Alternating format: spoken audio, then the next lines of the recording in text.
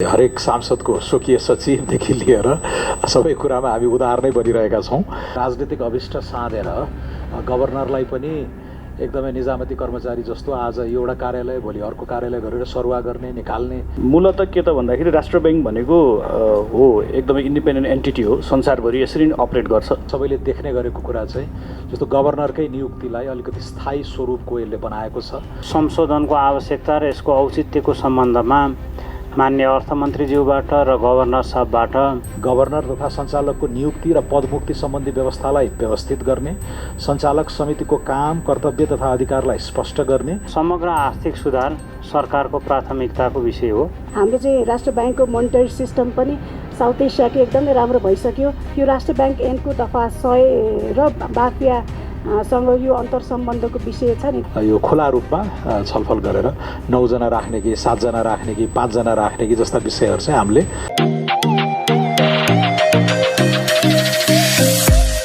हामीले केही वर्ष अगाडि कोभिडको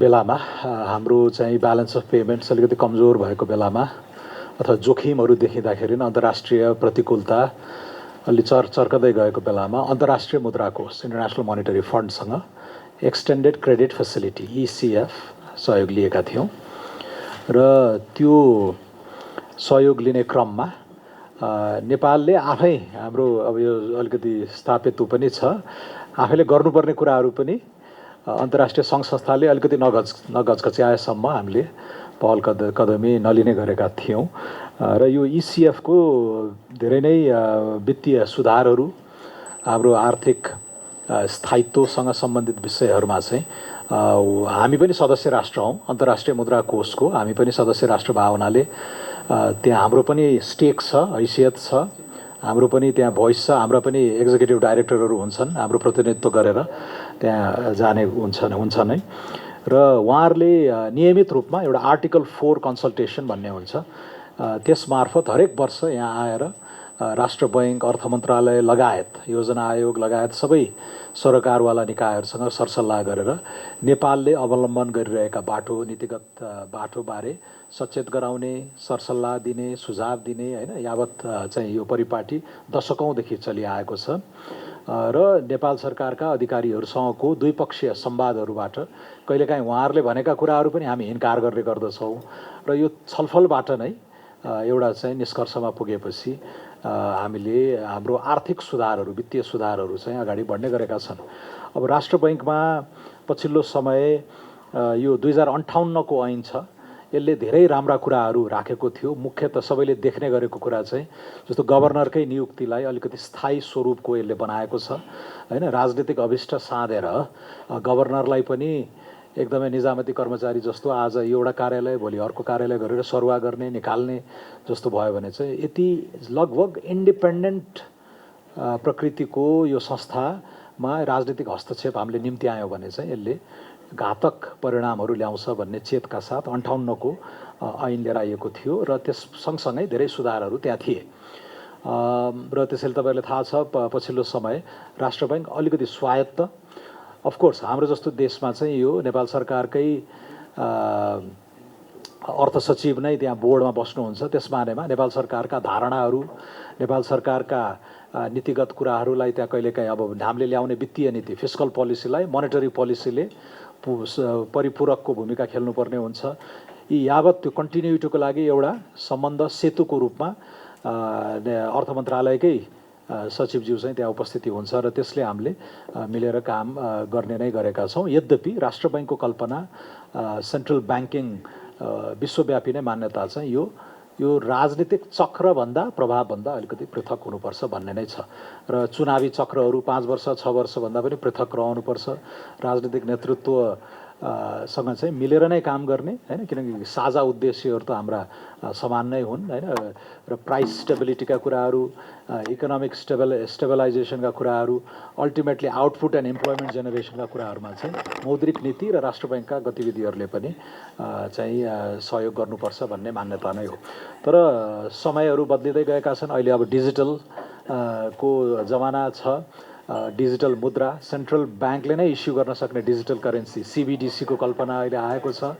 अब यता अन्य क्रिप्टो लगायतका मुद्राहरूको त मैले कुरा गरिनँ, तर यति सोफिस्टिकेटेड भइसकेको छ अब एउटै फोन नै होइन, एटिएम कार्ड तपाईँहरूले नै युज नगरे वर्ष भइसक्यो होला, सबै अब फोनमा आएको छ। त्यसले यसलाई समय सापेक्ष बनाउँदै हामीले लानुपर्ने छ। र मैले अघि सुरुमै इङ्गित गरेँ, इसिएफले एउटा प्रेरणा, एउटा चाहिँ नज गरेकै हो, तर यो हामीले गर्नै पर्ने सुधारहरू लाई नै सङ्कलित गरेर यो चाहिँ संशोधन चाहिँ विधेयक यहाँ प्रस्तुत भएको छ। अलिकति बोर्डको स्ट्रक्चर कसो हुने हो देखि लिएर त्यहाँ संरचनागत कुराहरू र अलिकति यो नेपाल सरकारसँगकै सम्बन्धका कुराहरू, योग्यताका कुराहरू इत्यादिलाई अलिकति समयानुकूल बनाउनुपर्छ कि भन्ने आवश्यकता बोध भएर यो आएको छ। मैले अब यहाँ डकुमेन्टमै लेखेको कुरा अलिकति दोहोऱ्याउँदा यो वित्तीय संस्था, मुद्रा, करेन्सी, मौद्रिक दायित्व तथा सम्झौता योग्य ऋण उपकरण जस्ता शब्दको परिभाषालाई परिमार्जन तथा स्पष्ट गर्ने, बैंकको उद्देश्य र कार्यक्षेत्रलाई समसामयिक बनाउने, गभर्नर तथा सञ्चालकको नियुक्ति र पदमुक्ति सम्बन्धी व्यवस्थालाई व्यवस्थित गर्ने, सञ्चालक समितिको काम, कर्तव्य तथा अधिकारलाई स्पष्ट गर्ने तथा खुद आय र वितरण योग्य आयको गणना तथा बाँडफाँड सम्बन्धी व्यवस्थालाई समयानुकूल बनाउने प्रस्ताव गरिएको छ। त्यसै गरी बैंक नोट, सिक्का तथा डिजिटल करेन्सीको सर्वस्वीकार्यता, करेन्सी निष्कासन तथा सुरक्षा सम्बन्धी व्यवस्था, आवश्यक जानकारी तथा विवरण सङ्कलन गर्न सक्ने अधिकार, वित्तीय संस्थाको वित्तीय अवस्था सुधारका लागि सिफारिस गर्न सक्ने व्यवस्था तथा असल नियतले गरेको कार्यमा जवाफदेही नहुने सम्बन्धी व्यवस्थालाई समेत स्पष्ट र प्रभावकारी बनाउने उद्देश्य यो संशोधनमा राखिएको छ। मूलतः प्रचलित व्यवस्थालाई स्पष्ट, व्यवस्थित र समय सापेक्ष बनाउने प्रकृतिको रहेको तथा साबिक ऐनको आधारभूत संरचना र उद्देश्यमा तात्विक परिवर्तन नगरेको हुँदा थप विस्तृत व्याख्या आवश्यक नदेखिएको व्यवहार पेश गरेको छु भनेर मैले यो सार्वभौम सम्मानित सदनमा पनि पेश गरेको छु। मान्यज्यूहरूले करिब 1.5 दर्जन मान्यज्यूहरूले विभिन्न सुझावहरू दिनुभएको छ, संशोधनहरू राख्नुभएको छ। यिनै विषयमा परिभाषादेखि लिएर शब्दमै नै केलाउने चाहिँ थलो यो नै हो, ठुलो संसदमा भन्दा यसरी यो मिनी पार्लियामेन्टमा नै हामीले चाहिँ लाइन बाई लाइन दफावार छलफल नै भन्छौँ क्यारे, दफावार छलफलमा हामी प्रवेश गर्दैछौँ र मान्यज्यूहरूको सकारात्मक सुझाव, संशोधन होइन, मुलुकलाई अगाडि बढाउनलाई, राष्ट्र बैङ्कलाई अगाडि बढाउनको लागि चाहिँ एकदम ग्राह्य प्रकृतिका सुझाव, संशोधनहरू हामी स्वीकार गर्छौँ। मान्यज्यूहरूले राख्नुभएका, असल नियतले राख्नुभएका बुदाहरूमा हामी छलफल पनि गरौँ। कति कुराहरू अन्य ठाउँमा सम्बोधन भएको हुनसक्छ, यही कुरा अन्य ऐनहरूमा पनि प्रतिबिम्बित भएको हुनसक्छ, तिनमा चाहिँ हामी छलफल गरेर आवश्यक नभएका संशोधनहरूलाई ससम्मान त्यही बिट मार्दै आवश्यक पर्ने संशोधनहरूलाई चाहिँ स्वीकार गर्दै अगाडि बढौँ। हाम्रो ल मेकिङ प्रोसेस अब यही प्रकृतिको छ र यसमा मान्यज्यूहरूले एकदम सकारात्मक रूपमा चाहिँ सहभागी हुन म विनम्र अनुरोध गर्दै अहिले मेरो टिप्पणी यति नै राखेँ। सचिवज्यूले वा गभर्नर साहबले केही थप्नुपर्छ भने सभापतिज्यू मार्फत मैले रिक्वेस्ट गरेँ। माननीय सभापतिज्यू, माननीय अर्थमन्त्रीज्यू, मान्य सदस्यज्यूहरू, गभर्नर साहब लगायत उपस्थित सम्पूर्ण महानुभावमा हार्दिक नमस्कार। नेपाल राष्ट्र बैङ्क ऐन 2058मा संशोधनको आवश्यकता र यसको औचित्यको सम्बन्धमा मान्य अर्थमन्त्रीज्यूबाट र गभर्नर साहबबाट यथेष्ट रूपमा प्रष्ट भइसकेको छ। समग्रतामा समग्र आर्थिक सुधार सरकारको प्राथमिकताको विषय हो र समग्र आर्थिक सुधारभित्र वित्तीय क्षेत्रमा सुशासन र वित्तीय क्षेत्रको सुधार आफैमा एउटा प्राथमिकता हो र त्यस अन्तर्गत रहेर राष्ट्र बैङ्क ऐन संशोधनका लागि पेश भएको छ। राष्ट्र बैङ्क ऐनको संशोधनमा आएका विषयहरू मूलतः अहिलेको पछिल्लो 58 साल पश्चात सरकार प्रवेश गरेको नवीन शासकीय ढाँचा र सूचना प्रविधि लगायतका क्षेत्रबाट प्राप्त थुप्रै अवसरहरूसहित चुनौतीहरू पनि रहेका छन् र ती चुनौतीहरूलाई सामना गरेर एक सशक्त नियामकीय निकायको रूपमा राष्ट्र बैङ्कलाई अघि बढाउनका लागि विद्यमान व्यवस्थाहरूमा थप स्पष्टता गर्नुपर्ने र केही नवीन विषयहरू पनि इन्जेक्ट गर्नुपर्ने अवस्था आएको सन्दर्भमा यो ऐनको संशोधन प्रस्ताव भएको हो र इस्यु वाइज हामीले मान्यज्यूहरूले राख्नुभएका संशोधन प्रस्तावहरूमा थप प्रष्ट पार्ने र मन्त्रालयको तथा नेपाल राष्ट्र बैङ्कको यसमा धारणा र सुझाव राख्ने नै छौँ र अहिले मैले चाहिँ यसको आवश्यकता र प्राथमिकताका सन्दर्भमा यति नै राख्दै आफ्नो संक्षिप्त धारणा अन्त्य गरेँ। धन्यवाद। मैले पनि धेरै नै संशोधन हालेको छु है, तर यो संशोधनको माननीय मन्त्रीज्यूबाट र गभर्नर साहबबाट चाहिँ आयो, यसको आवश्यकता किन थियो, कहाँबाट चाहिँ यो ओरिजिनेट भयो त यो बिल भन्ने त्यो आयो। त्यसले चाहिँ हामीलाई अझ खुलस्त पनि बनायो र सैद्धान्तिक छलफलमा पनि हामी चाहिँ धेरै छलफल पनि गरेका थियौँ। मूलतः के त भन्दाखेरि राष्ट्र ब्याङ्क भनेको हो एकदमै इन्डिपेन्डेन्ट एन्टिटी हो, संसारभरि यसरी नै अपरेट गर्छ। अपरेसनल इन्डिपेन्डेन्स चाहिँ राष्ट्र ब्याङ्कको चाहिँ हुनुपर्छ, नेपालमा पनि त्यो चाहिँ छ। तर राष्ट्र ब्याङ्क भनेको पनि नेपाल सरकार राज्यकै एउटा एन्टिटी हो होइन। त्यही भएर हामीले चाहिँ के चाहिँ बुझ्नु हुँदैन त भन्दाखेरि चाहिँ नट नेसेसरीली राष्ट्र ब्याङ्क मात्रै एन्टिटीमा चाहिँ यो चाहिँ स्वायत्त या स्वायत्त हो, तर जे गर्न स्वायत्त चाहिँ होइन होइन। किनभने गाइडेन्स त स्ट्रेटेजिक गाइडेन्स त सरकारले नै दिने हो, किनभने म्यान्डेट त सरकारलाई हुन्छ, जनताले म्यान्डेट त सरकारलाई दिएको हुन्छ होइन।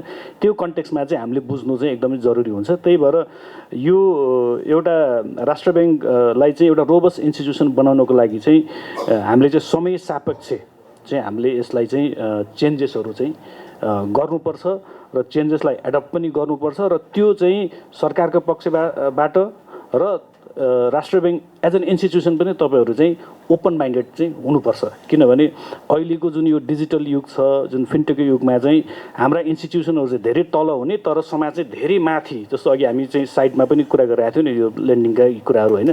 त्यही भएर हाम्रो समाज र समाजको गतिभन्दा चाहिँ हाम्रा इन्स्टिट्युसन्सको चाहिँ गति चाहिँ क्याचअप नगर्ने खालको भयो भने चाहिँ फेरि त्यसले चाहिँ लगेर चाहिँ हामीलाई चाहिँ कहीँ पुर्याउँदैन। त्यसले चाहिँ हामीले जुन सोचेको चाहिँ सोसाइटीको ग्रोथ छ, जुन हाम्रो नेपालीहरूको चाहिँ हामीले चाहिँ अबको 5-10 वर्षमा हामी कहाँ पुग्छौँ भनेर जुन लक्ष्य राखेको छ त्यतातिर चाहिँ लैजाँदैन। त्यही भएर त्यसमा पनि हामी एकदम सजग रहौँ। दफावार छलफलमा हामी चाहिँ हरेक दफामा छलफल गर्ने नै छौँ। र अन्तमा चाहिँ मैले केही अब यहाँ राष्ट्र ब्याङ्कको साथीहरू मित्रहरू यहीँ हुँदाखेरि चाहिँ मैले के चाहिँ भन्न चाहेँ, हामीले चाहिँ यो इन्स्टिट्युसनलाई रोबस्ट बनाउनलाई चाहिँ हामीले चाहिँ नयाँ खालको विचार, न्यू ब्लड चाहिँ इन्जेक्ट चाहिँ कहाँ कहाँ गर्न सकिन्छ त्यस्तो अपर्च्युनिटी पाइयो भने चाहिँ हामी चाहिँ त्यसमा चाहिँ ओपन माइन्डेड चाहिँ रहनुपर्छ भन्ने राखेँ। बाँकी कुराहरू त हामी फेरि 5-10 डेज कति लामो हुन्छ त्यसमा हामी ब्याक एन्ड फोर्थ गरिहाल्छौँ। दफा 14 को खमा साबिकको व्यवस्था रहेको अर्थ सचिव पद अर्थ सचिव चाहिँ सञ्चालक समितिमा नराख्ने उपयुक्त नहुने भन्ने मेरो चाहिँ एउटा धारणा रहेको छ। किनभने हामीले भनिरहेछौँ, यहाँले पनि भनिरहनु भएको छ केन्द्र ब्याङ्कलाई चाहिँ स्वायत्त किसिमले चलाउनु पर्छ र अस्तिको केही दिन अगाडिको हजुरहरूकै प्रेजेन्टेसनमा राष्ट्र ब्याङ्कले पनि हाम्रो चाहिँ राष्ट्र ब्याङ्कको मोनिटरी सिस्टम पनि साउथ एसियाको एकदमै राम्रो भइसक्यो होइन। अब हामी त्यो लेभलको पुगिसक्यौँ भन्ने एउटा विषय छ र अरू मुलुकको पनि के रहेछ भनेर मैले यसो हेर्दाखेरि अरू मुलुकहरूको चाहिँ यो खास गरी वित्तीय क्षेत्र अझै विकासोन्मुख या प्रारम्भिक चरणमा रहेको बेलामा चाहिँ सरकार र केन्द्र ब्याङ्कहरू बिचको जुन सम्बन्ध चाहिँ नजिक हुनुपर्ने, विशेष गरी वित्तीय र मौद्रिक यो समन्वय कायम गर्नुपर्ने, अघि अर्थमन्त्रीजीले पनि भन्नुभयो त्यो सम्बन्ध कायम गर्नलाई चाहिँ अर्थ मन्त्रालयको एउटा चाहिँ कोही अब नेतृत्व कोही आएर चाहिँ बोर्डमा बस्दा राम्रो हुन्छ भन्ने रहेछ।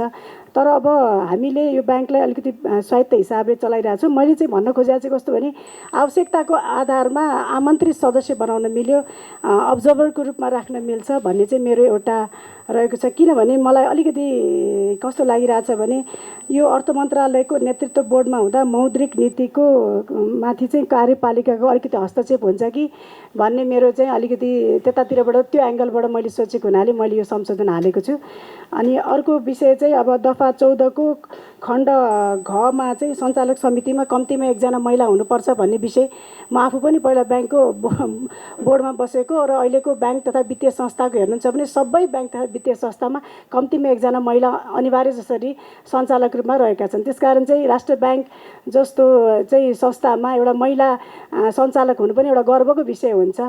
त्यतिको महिलाहरू पनि हुनुहुन्छ, त्यसकारण उहाँहरूलाई समावेश गर्नुपर्छ, एकजना कम्तीमा महिला हुनुपर्छ र 7 जनाको हुनुपर्छ बोर्ड भन्ने कुरा मैले राखेको छु। अर्को चाहिँ दफा 16 को उपदफा 2 मा जुन अघि भर्खरै भन्नुभयो डेपुटी गभर्नर नियुक्ति गर्ने प्रोसेस छ। जस्तै अहिले एकजना मात्र हुनुहुन्छ भने त्यसको ठ्याक्क डबलको सङ्ख्यामा चाहिँ प्रस्ताव गर्नुपर्ने गभर्नरले भन्ने छ। अब 2 जना चाहिँ खाली छ भने फेरि 4 जना प्रस्ताव गर्नुपर्छ हैन। अनि प्रस्ताव गरेको प्रस्तावलाई चाहिँ फेरि मन्त्री परिषदले बाट चाहिँ निर्णय हुन्छ भन्ने यो प्रक्रिया चाहिँ हामीलाई थाहा छ। तर मलाई लागेको चाहिँ खास गरेर के हो भने यो सिफारिस गर्दा चाहिँ ब्याङ्क बाहिरका योग्य विशेषज्ञहरू पनि समेटिनु चाहिँ अब समय अनुकूल चाहिँ छ जस्तो लाग्छ। किनभने हैन अब अलिकति बाह्य बजार बुझेको अन्तर्राष्ट्रिय ब्याङ्किङ त्यो अनुभव पनि बटुलेको अलिकति अलिकति आउट अफ द बक्स पनि हामीले सोच्नुपर्छ कि कुरा नवीनतम पनि ल्याउनुपर्छ। त्यसले पनि खास ओभरअल ब्याङ्कलाई राष्ट्र ब्याङ्कलाई अझै समृद्धै बनाउँछ भन्ने हिसाबले मैले यो संशोधन राखेको छु। अर्को चाहिँ दफा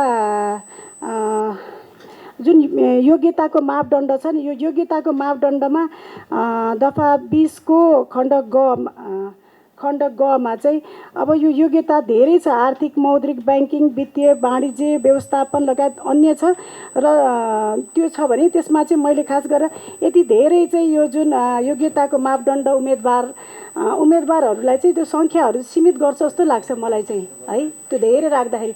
त्यसकारण हामीले अर्थशास्त्र मौद्रिक ब्याङ्किङ वा वित्तीय क्षेत्रमा चाहिँ विद्यावारिधि गरेको र अघि यहाँले भनिहाल्नुभयो यति गर्दाखेरि उहाँले त्यो क्षेत्रमा 10 वर्षको अनुभव बटुलेको त धेरै जस्तो भइरहन्छ। त्यसकारण त्यो अनुभव बटुलेको व्यक्तिहरू चाहिँ हरूलाई चाहिँ प्रतिस्पर्धामा सामेल गराउँदा ठिकै हुन्छ भन्ने लागेर चाहिँ मैले यो राखेको छु यो संशोधन। अनि त्यसले चाहिँ मौद्रिक नीतिलाई थप वैज्ञानिक र अलिकति व्यवहारिक पनि बनाउँछ कि भन्ने मलाई लागेको। र अर्को चाहिँ दफा 21 को खण्ड झ मा चाहिँ जुन अघि भन्नुभयो नि कर्मचारीको कुलिङ पिरियडको विषय छ। मलाई चाहिँ कस्तो लाग्छ नि त्यो कुलिङ पिरियडको विषय चाहिँ 3 वर्ष अलिक बढी भयो जस्तो लाग्छ है। 3 वर्ष भएको सट्टामा 2 वर्ष मैले राखेको छु। किन भन्दाखेरि हामी दफावार छलफल गरौँला त्यसमा केही सैद्धान्तिक अब मुख्य प्रारम्भिक आजको छलफलको चाहिँ एजेन्डा चाहिँ फेरि यो दफामै भनेर चाहिँ मैले त्यसो गरेँ। ठिकै छ मैले त्यसमै त्यो दफावार छलफल अरू गरौँला। तर पनि मैले चाहिँ मान्य अर्थमन्त्रीज्यू र अनि चाहिँ गभर्नरज्यू आउनुभएको भएर मैले यो विषय राखेको। तर मलाई लागेको 2टा विषय म राख्छु किनभने यो संशोधनमा नभएका पनि अलिकति व्यावहारिक कठिनाइ भोगिरहेका विषयहरू पनि छन् जुन चाहिँ अलि ब्याङ्कहरूका जुन सञ्चालक समितिहरूले चाहिँ अलिकति अप्ठ्यारो परेको विषयहरू हामीसँग पनि ल्याएर भन्नुभएको छ। त्यसकारण यो राष्ट्र ब्याङ्क ऐनको दफा 100 र बाफियासँग यो अन्तर्सम्बन्धको विषय छ नि त्यसले चाहिँ अलिकति उहाँहरूलाई अप्ठ्यारो पारिरहेको छ। यसमा पनि हामीले अलिकति सोच्नुपर्छ कि भन्ने विद्यमान व्यवस्था अनुसार दफा 100 को उपदफा 2 अन्तर्गत सचेत गराउने र जरिवाना गर्ने जस्ता खण्ड क देखि घ सम्मका सामान्य प्रकृतिका सजायलाई समेत बाफियाको दफा 18 क को ढले चाहिँ स्वतः 5 वर्षसम्मको लागि सञ्चालक वा सिइओ हुन अयोग्य बनाउने गरी व्याख्या हुँदै आएको छ। यो चाहिँ अलिकति धेरै नै असान्दर्भिक भयो भन्ने लाग्छ। म पनि अलिकति ब्याङ्क कस्तो छ भने अब राष्ट्र ब्याङ्क भनेर त नियामकारी निकाय नै हो एउटा चाहिँ अब ऊ एकदम पावरफुल संस्था पनि हो। ब्याङ्क तथा वित्तीय संस्थाको सञ्चालकमा कसैले पदाधिकारी मध्ये कसैले पनि चाहिँ अलिकति वित्तीय अपराध या केही त्यहाँ गडबड गरेको छ भने चाहिँ राष्ट्र ब्याङ्कले त चिठी पत्र काटेर नै कारबाही गर्न सक्छ। त्यो त प्रावधान छ। त्यसकारण यो सानो तिनो जुन त्यो प्राविधिक त्रुटिहरू हुन्छ त्यो त तल निकायका कर्मचारीहरूले गर्ने त्रुटिलाई पनि चाहिँ अब तानेर सिधै माथि ल्याएर चाहिँ अब यो बाफियाको दफा 18 को 1 ढलाई जोडेर चाहिँ 5 वर्षसम्मको लागि सञ्चालक वा सिइओ हुन अयोग्य बनाउने भन्ने विषय चाहिँ एकदम असान्दर्भिक छ। यसको विषयमा हामीले सोच्नुपर्छ भन्ने मलाई लाग्छ। अर्को चाहिँ मैले यो कुरा धेरै राख्दै आएको छु मोनेटरी पोलिसी कमिटीको विषय पनि मलाई चाहिँ अलिकति राख्ने विषय किनभने अघि अर्थमन्त्रीज्यूले भनिहाल्नुभयो सरकारले बजेट ल्याउँछ अनि फिस्कल पोलिसी ल्याउँछ। फिस्कल पोलिसीलाई कम्प्लिमेन्ट गर्ने किसिमको मोनेटरी पोलिसी आउनुपर्छ। त्यसले अर्थतन्त्रलाई चलायमान गर्छ सुदृढ गर्छ भन्ने हाम्रो मान्यता छ। तर यो विषय यो पटकको मोनेटरी पोलिसी अलिकति फरक आयो। तर विगतका मोनेटरी पोलिसी हेर्दा चाहिँ मोनेटरी पोलिसी नभएर क्रेडिट पोलिसी जस्तो आएको छ। त्यसकारण मोनेटरी पोलिसी कमिटी नै बनाउनु पर्छ। अरू देशको पनि हामीले प्र्याक्टिस हेर्नुपर्छ। अब हाम्रो चाहिँ भारतको हेर्दाखेरि भारत लगायतका 70 वटा देशमा चाहिँ मोनेटरी पोलिसी कमिटी बनाउने प्रचलन छ। अब हाम्रो पनि त्यो समय आयो कि भन्ने लाग्छ। यसलाई अझै पारदर्शी बनाउन चाहिँ के गर्न सकिन्छ भने त्यो कमिटीको मिटिङको माइनेटलाई पनि त सार्वजनिक गर्दाखेरि त्यसले पारदर्शी हुन्छ भन्ने मलाई लाग्छ। यति नै मैले राखेँ। धन्यवाद। धन्यवाद। धेरै अघि प्रारम्भिक टिप्पणीभन्दा पृथक जिज्ञासाहरू धेरै नआएको मैले महसुस गरेँ, त्यसैले दोहोऱ्याइराख्नु नपर्ला। अघि राष्ट्र बैङ्कका अर्थ सचिव, राष्ट्र बैङ्कका साथी अर्थ सचिवले पनि स्पष्ट पारिसक्नुभयो। एउटा प्रश्न चाहिँ अलिकति भुलिएको कुरा र यहाँ प्रस्तावित संशोधनहरूमा अलिकति ग्याप छ कि भन्ने मान्य पुष्प कणेलले राख्नुभएको विषयमा चाहिँ अब यो मूलत अर्थ मन्त्रालयबाट प्रस्तावित संशोधन हो। केही विषयहरूमा राष्ट्र बैङ्कको चाहिँ अभ्यास जन्य अनुभवका आधारमा गभर्नर साहबले केही कुराहरू राख्नु भएको छ। यसलाई टुङ्ग्याउने काम मान्यज्यूहरूकै हो होइन। एज ल मेकर्स यो खुला रूपमा छलफल गरेर 9 जना राख्ने कि 7 जना राख्ने कि 5 जना राख्ने कि जस्ता विषयहरू चाहिँ हामीले यसमा धेरै रिजिड हुन चाहेनौँ। छलफल गरौँ। 2टा डेपुटी गभर्नर केही संशोधनहरू परेका छन्, अलि बढी नै राख्ने हो कि डेपुटी गभर्नर बाहिरबाट पनि ल्याउने हो कि भन्ने कुराहरू जस्ता चाहिँ यो छलफलबाटै टुङ्ग्याउँ। यसलाई एकदम विधिसम्मत होइन स्वस्थ छलफल मार्फत नै टुङ्ग्याउँ। अरू त्यस्तो एकदम सैद्धान्तिक र इभन व्यावहारिक विमतिहरू यहाँ छन् जस्तो मलाई लाग्दैन। अर्को विषय माननीय सुशील खड्काले उठाउनु भएको, अब यो हामी तलब वृद्धि, त्यहाँबाट चाहिँ हरेक सांसदको स्वकीय सचिवदेखि लिएर सबै कुरामा हामी उदार नै बनिरहेका छौँ। त्यस मानेमा यो जुन फिल्ड भिजिटहरूको हुँदाखेरि यिनको भत्ता जस्ता कुराहरू छ त्यसलाई विधि पुर्याएर समयानुकूल बनाउनमा हामी नकारात्मक छैनौँ।